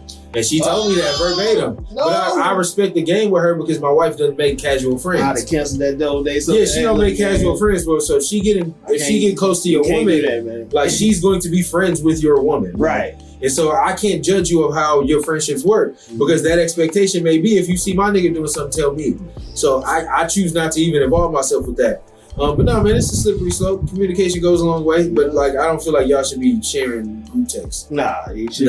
You should. Like I said, if I'm trying to prove a point to you to show you to a certain extent, like, I guess like it should be parameters. Look, unless it's something serious, really, like, hey, look. That's why I say, if I'm trying to prove that I'm not doing no bullshit, or I'm not talking bad about you, or I'm not cheating on you, I'm gonna go do it all day. Look in here. Last 10 messages, I'll give you, and that'll be my shit. Look, women go fine. Look, I'll give you 10 messages. You can say something in them last 10 messages, so that's how you feel. Now you got a whole nother. If it's just how I feel, then that's different. That's how you feel, huh? For real. So I now talk about that. I'm allowed to feel. So I gave you a hard day the other day, huh? Right. All right, I got a kind of a deep question. I know that was one of the ones that was kind of the last one. I did have one because this came over me today. Yeah. And I try to be transparent as a man, and this is one of those spaces where I can talk about it. And I just want to know, do other men have this same instance of them happening? Right. I haven't had anything traumatic come up. I've had some situations this year that have been kind of stressful. Like I lost my job back in March. Yeah. You know, I'm back working again, but there's like a process with that, and you go through different things. That's still scary. Yeah, it's not only scary, but it's like the pressure. Say if you were accustomed to making a certain amount of money, like, and then you take a job that makes less, you feel the effects of it. Mm-hmm. You put your family through things, like you go through that shit. Yeah. Thankfully for me, I've been able to make it out on the other side. I've had multiple job offers that I've had. I just recently accepted another one, so I'm waiting on my background check to come back, and I'm good. Shout out to never having no felonies and no bullshit. I'm Gucci, so once that comes back, I'm kind of getting back to where I was. But this morning, bro, I was chilling. I was editing a video, and I don't know if it was the video. It could have been the video I was editing because I was editing a pageant video. Yeah. But I just got like this sense of emotion, an emotional state. How? I just felt like overly emotional for some reason. For watching a pageant video? Nah, it wasn't even a video, bro. Like this is me putting you in a space. All right. This is probably like 10:30 a.m. this morning. I'm in my office. You've been in my house. You see where I have it set up. I'm sitting there. I got my music playing because I normally work with music playing, whether it's lo-fi or R&B. It may have been R&B at the time. I'm smoking a little weed. I'm drinking coffee. Normal fucking day. I do this all the time. Yeah. But it was just like, I'm sitting there. What song was it? I can give you the song. It was The Way by Jill Scott. No emotional tie to that song at all. No relative that loves this song that passed away. Cooking her man breakfast. Yeah, it's a cool ass song. One of my favorite fucking songs of all time. But I just got overcome with emotions to the point, bro, where I had to like let a cry out. And I say that to ask for men, not just you. Yeah. Do we allow ourselves to be emotionally vulnerable when the time is needed enough? When it's needed? Yeah. No, not when it's needed. Like you said, you have all that built up to have just one day it just came out. Right. And then what happens, right? We don't have it to be. Because my wife does. Because I talked to her about it. She looked at you in the room. What's wrong with you? She didn't even see it. I told her about it after the fact. She didn't even know what was going on. This was in secret, damn near. Because I hear this music on, so they can't hear me whimpering. That nasty cry where you can't breathe. What the fuck is that in the background? Oh my God. And so like I asked her about it. Now from her perspective, that's a normal thing for women. It's like, really? She said I do it all the time. Sometimes I just let it out. I get overwhelmed. The shit seems stressful and I don't want to. So sometimes I let it out and I feel better afterwards. And I wonder, is that a culmination of like a buildup of things that you're going through that you just, as men, we just kind of like, I got it. Like I'm a shoulder. I think it's just relief, honestly. And I think that's what it was. So maybe it's like for me personally. At that point, you already everything cool. Now you just back in the routine. You cut like you secure. Right. Everything is so it's like. Why is there always a stigma for when a man does have those issues or you are being vulnerable or if you want to let out a cry? Why is there a stigma to people that ask what's wrong? Why is that considered a negative? Why does something have to be wrong for me to be vulnerable enough to cry? I think it's just because of I ain't gonna lie. I think it's because of the way we were. Honestly, just the way we were raised. Right, the mentality. You got to be strong. Blah blah blah. Nah, it's not even that. Because people ask me somebody asked me that too. Once they was like, "Hey, when the last time you cried?" And I was like, it took me a minute to think about. Like, I was like, I don't really remember. And they like, why? I was like, but I hold it to the fact of, I honestly hold it to the fact of rap music.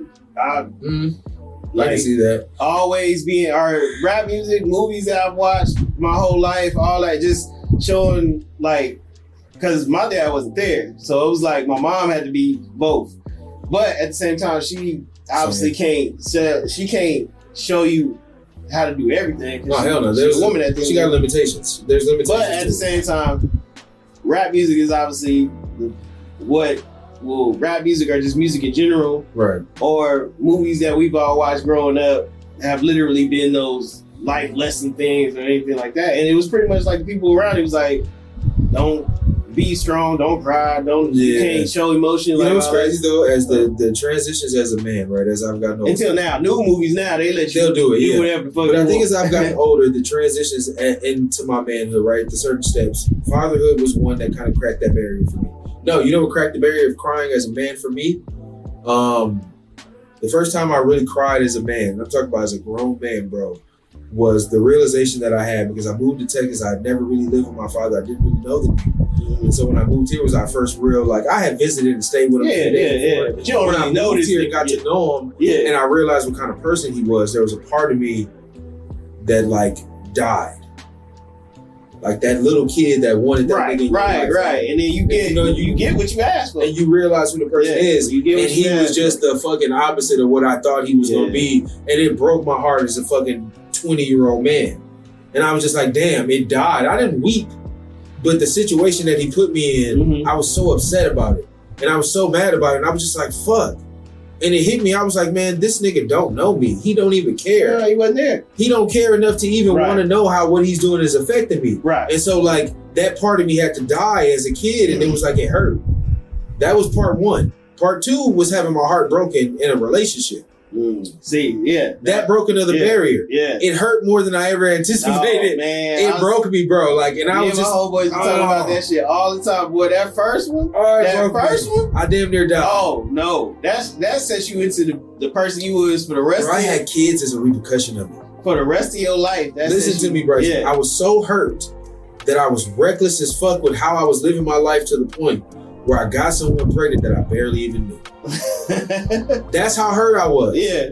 There's no shame in me saying this. My kids, I love you to death, and they know that this has nothing to do with you. Right. But I allowed myself to be that hurt to where I did something I would never do, bro. Like, I barely knew that person at the time. And so, like, that shit broke another barrier. I would say getting married broke one because that side of my emotions I wasn't in tune with.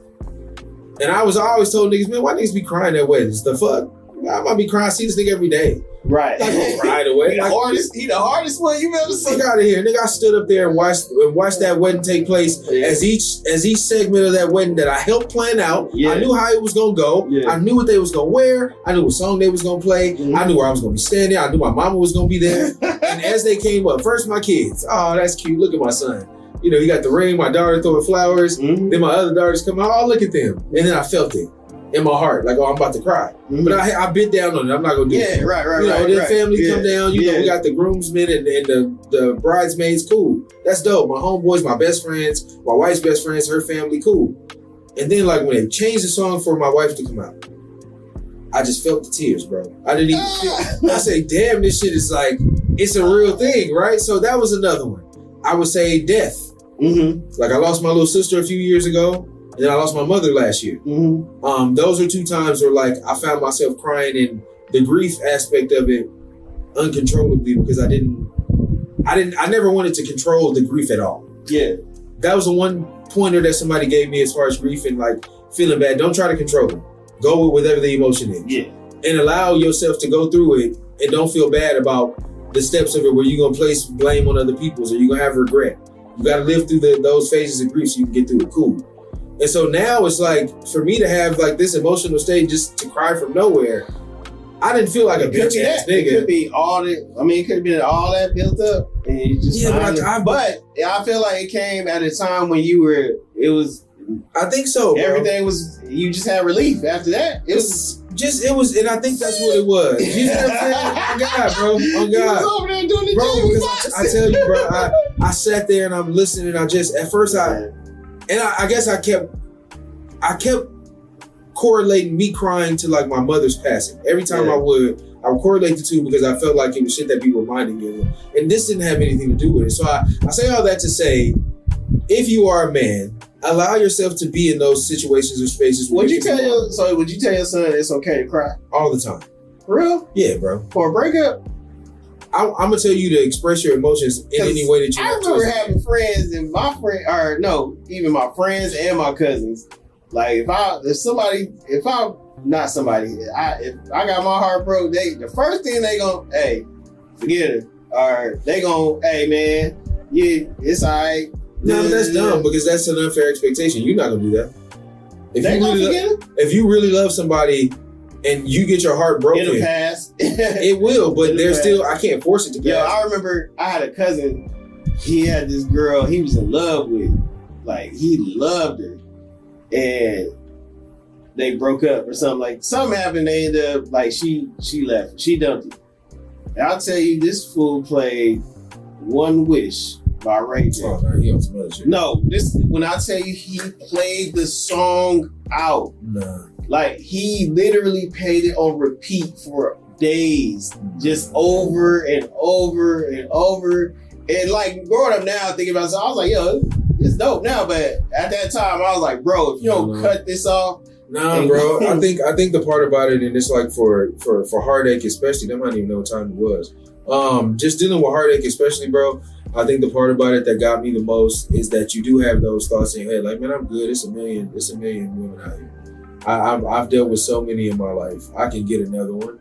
But when you have that realization of who you're missing and what and how that translates to your life and how you gonna move forward after that, like, that was my realization. I always knew I was gonna marry my wife, bro. It was never a question. I always knew, bro. Like, when I say I always knew, I tell people to this day, I've only been in one relationship. Mm-hmm. I've dealt with many of women. I've been in one relationship. See, they don't never understand that. They be like, "What you mean?" There's not another woman that can. There's the other girls that you used to talk to. They be like, "How you know that girl?" I mean, we used to talk. What you mean? Like, y'all used to be together? No, literally used to talk. We used to talk. You know what I'm saying? I don't have no exes. I never had exes, bro, because I only wanted to be one person. That's a different conversation. I was out here. How you know so many? How you know so many? But yeah, I made that decision consciously that, okay, I never had a girlfriend, like a real girlfriend, before I met her. Cool, I'm gonna try this out. Because I always say, you know, you can be a player, you can have multiple situations, but like, when are you just going to focus on one? And so I was like, okay, this is gonna be the one. Then after that, it was like, damn, we've been together a long time. I can see us. So it was always that like growth period for me. It was never like, it was never another woman where I was like, damn, she can take me out, sweep me off my feet. Hell no, never, not one, bro. And I say that confidently. But all that to say is like, not having that person in my life was fucked up. Like, like every day I would wake up on some shit, like not just crying, not like that. I wasn't waking up soaking a pillow, nigga, but I would wake up and be like upset about shit. You know what I'm saying? But yeah, just I wanted to ask that question. Anybody that I blame rap music because Jay-Z said, I can't see him coming down my eyes, so I gotta make the song cry. And then the Snoop song. But I took that different. I felt like they were coming down, he just couldn't see it. Right. He was hurt, but he wasn't gonna show it. Yeah, that's what I was saying. I'm hurt, but you ain't gonna see it. That's pretty much what it was. But, and then, you know, you had the Snoop song, the one with him and the Eastsiders, I Was in Love at Times. Oh, yeah. I had them. I had all these songs that literally molded me into being like this heartless person. I'm too big on R&B, bro. I'm so soul music and shit like that just made you, like, love was always the constant theme in that. And so I always kept that near and dear to me. Like, it gotta be there has to be a deeper, and maybe because I didn't grow up with my father and I didn't see a family that had the mutual love there, but I always knew it was possible. So I'm like, whoa, I gotta find what my mama didn't have. Like, she didn't find it. That's on her. You know what I'm saying? Like, but I gotta be out here somewhere, right? So yeah, that's all it is. One thing that molded me from like really being like having or crying or being emotional was I was in 6th grade. And we went on this camping trip as a school, you know, whatever. The school goes camping trip. This is the first time. I had this girl, I had ended up getting a girlfriend going to the trip. Yeah. By the time we get back, the girl break up with me. This is like, obviously, elementary school, you know how that shit go. Yeah. Like one day y'all together, next week y'all broke up. Anyway, she wrote me a letter that I got done. When I tell you I cried on the bus, everybody saw me crying.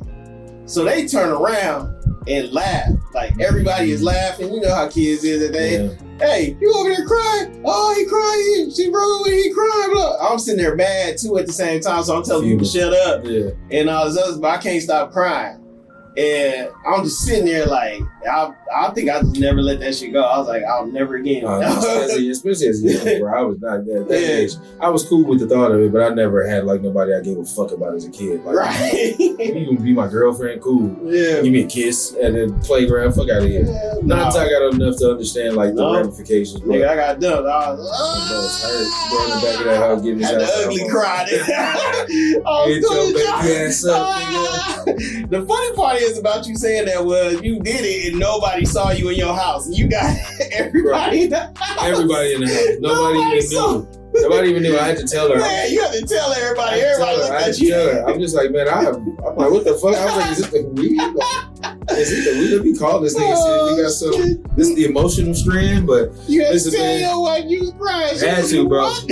She was like, what's going on? You know what I'm saying? She assumed it was about like, my mother or whatever. Right, I was like, right. That's not that what it was. Nah. Listen, another episode Already Not Like Us. Your boy Caution, Mr. 700. My brother Bryson Luke Paul. Hey, we in here. Man, we live at a new studio. Yep. You know what I'm saying? A new setup. We're going to turn on this on air sign. No, facts. Well, you can't see it though. The way the cameras are set up, you can't see what's in between us. It's a whole TV between us. Right. A whole on air sign, man. But shout out to the podcast that we at. One Eye Multimedia. Shout out to my guy Trav for letting us come in here, bro. Yeah. A lot of work that I'm trying to get done with Trav, and shout out to Lyrie. We had a conversation about some shit, and I want to, however I can to help this brother expand his business and get him where he needs to be with this shit. Yep. That he hasn't already done. The nigga's already had extraordinary success here.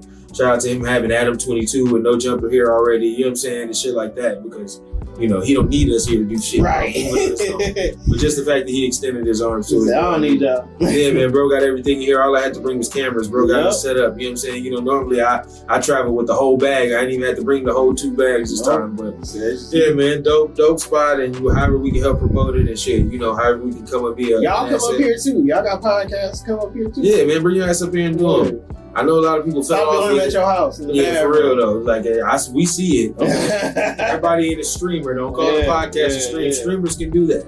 You podcast niggas find a place to do it. Nah, but shout out to everybody watching, man. We got this bitch. Peace.